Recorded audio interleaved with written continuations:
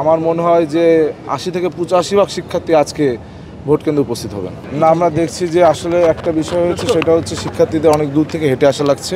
এই ক্ষেত্রে আমাদের শাটল সার্ভিসগুলো যদি চালু রাখা যেত এটা ভালো হতো, কারণ শিক্ষার্থীদের অনেক কষ্ট হচ্ছে। এই ছাড়া এমনি শিক্ষার্থীদের উপস্থিতি আর ভালো, সকালে আমরা যেমনটি দেখতে চেয়েছিলাম তেমনটিই আছে। সারা রাত ধরে শিক্ষার্থীরা উৎসব মুখর পরিবেশে ছিল, আমেজপূর্ণ পরিবেশে ছিল। যেহেতু সকাল, এখনও সব শিক্ষার্থী উঠিনি, আরেকটু পর বোঝা যাবে। আমি তো শতভাগ প্রত্যাশী, দেখা যাক, আল্লাহ ভরসা। আমি এখন ভোটটা দিই, যে এরপর কথা বলবো। না, আমি দেখছি যে আমাদের শিক্ষার্থীদের যেমনভাবে উপস্থিত হওয়ার কথা ছিল তেমনই উপস্থিতির হার মনে হচ্ছে যে আমরা প্রত্যাশা এবং আশা রাখছি।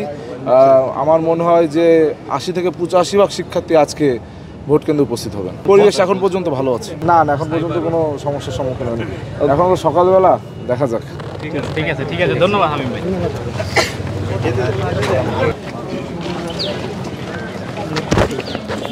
আসসালামু আলাইকুম সবাই।